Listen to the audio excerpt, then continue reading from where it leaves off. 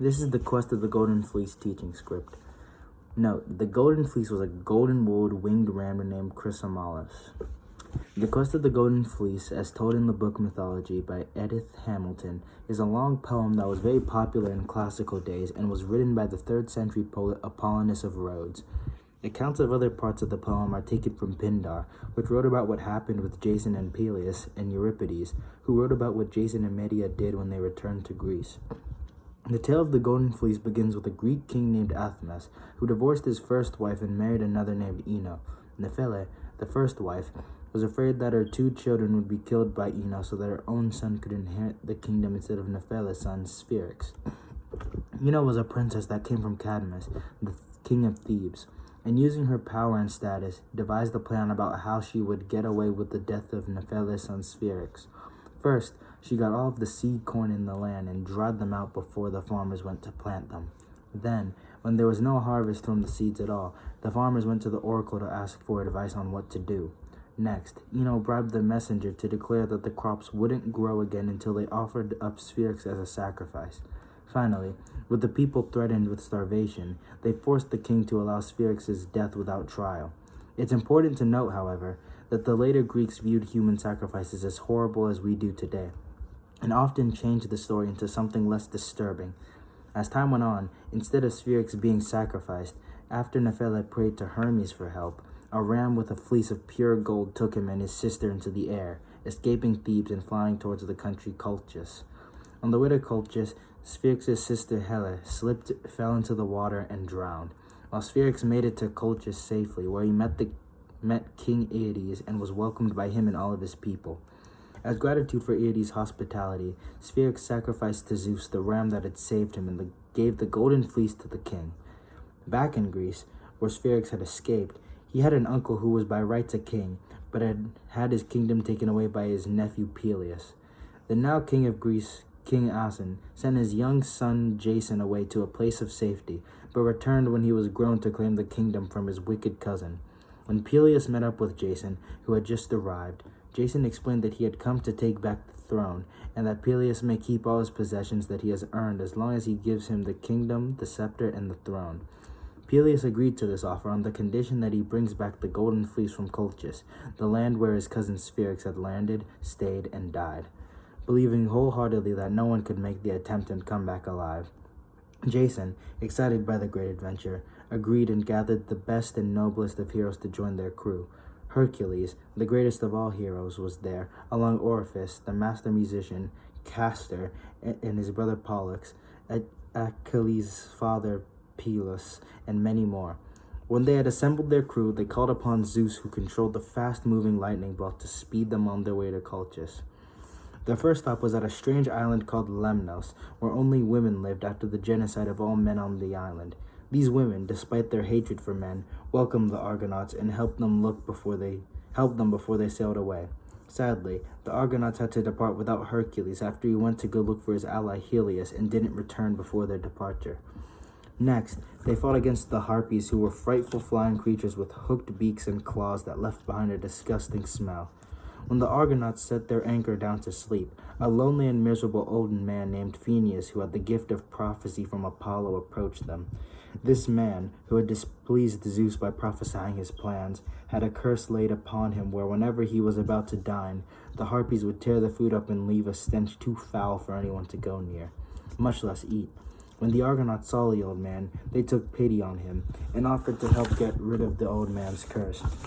When Boreas' sons went to confront the Harpies, the rainbow messenger of the gods, who were impressed by their bravery, swore by the waters of the Styx, the oath that none can break, that they would never trouble Phineus again. When they told Phineus of the good news, they celebrated, and then Phineus told them how by using a dove, they could get past the clashing rock and Symphoglades, a fierce part of the sea, by following the dove's path and turning back if it didn't make it through. The next morning, they released the dove, followed it swiftly, and made it to the other side just before the waves would have crashed into their boat and doomed them all. They then went from the clashing rocks and Symphoglades to Colchis, the country where the Golden Fleece resided.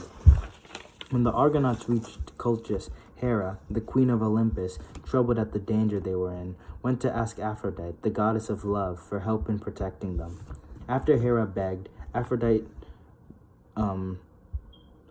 provided her assistance and sent her son Cupid to make King Aedes' daughter Medea fall in love with Jason and assist him in his quest for the Golden Fleece.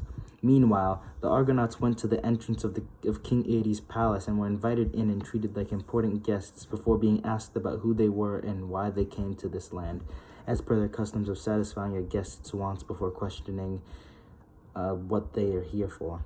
As the Argonauts were coming into the palace, Princess Medea, King Aedes' daughter, went to see who the visitors were, but ended up getting shot by Cupid's arrow as soon as she laid eyes on Jason, making her fall in love with Jason instantly.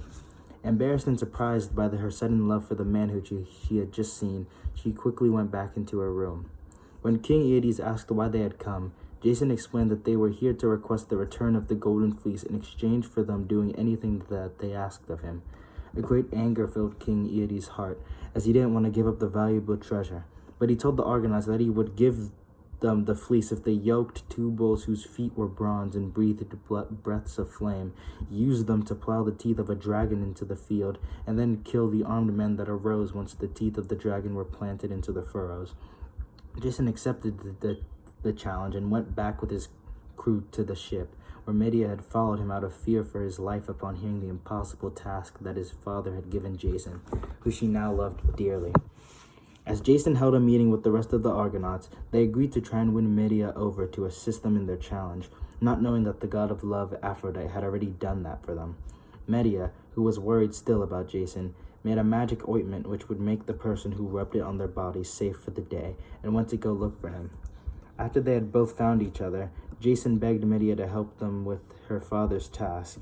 Medea agreed, and she told them how to use the ointment and that he should sprinkle it on his weapons so that they would become invincible for a day, as well as throw a rock into the crowd of armed men the moment they attacked him. They then went their separate ways and prepared for the time when they would take on Medea's father's challenge. When Jason and the Argonauts went to confront the fire-breathing bulls, Jason withstood the fearful creatures, yoked both of them, plowed the ground, planted the dragon's teeth, and then threw a rock into the crowd of men, who then turned against each other and killed one another, claiming victory for Jason and leaving King Aedes even angrier.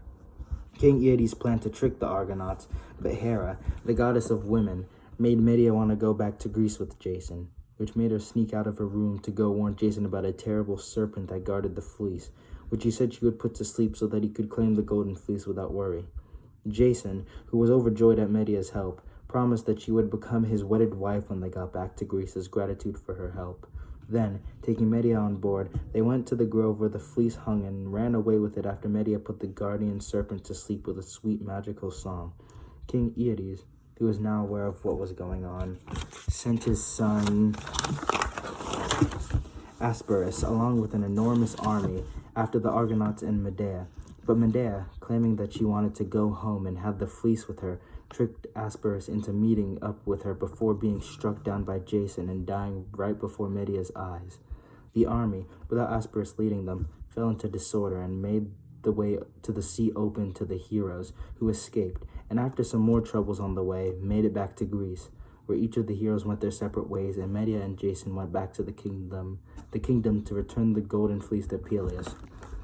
When Jason and Medea came back, they found that Peleus had forced Jason's father to kill himself and that his mother had died of grief from her husband's death.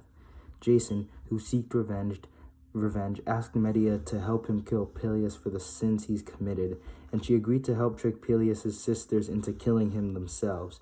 Medea went to Peleus' sister and proved that she could make Peleus young again by cutting up an old sheep, throwing it into her cauldron, and uttering a charm, which then a young ram came out and ran away.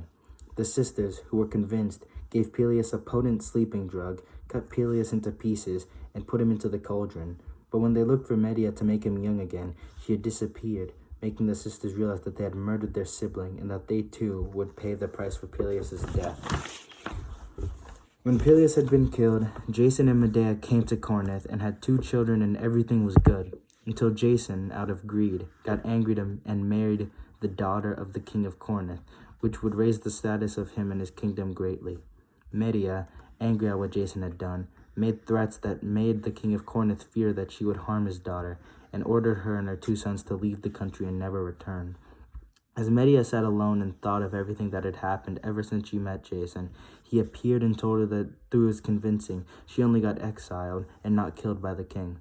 He also said that he would provide her with the necessary funds and resources necessary for her travel and find a place to live safely with her 2 kids. But Medea, who had held her true feelings for too long, finally spoke of how she saved Jason, done everything for him, and yet he still threw her away and left her to fend for herself all alone. Medea then, out of anger, got a robe with deadly drugs to kill Jason's engaged wife and then killing her 2 sons so that Jason couldn't take advantage of them after she had fled the scene.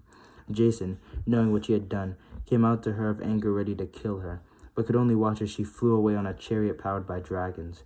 Jason, with nothing else he could do but watch her run away, cursed her, and blamed his misfortune on Medea and her actions rather than his own.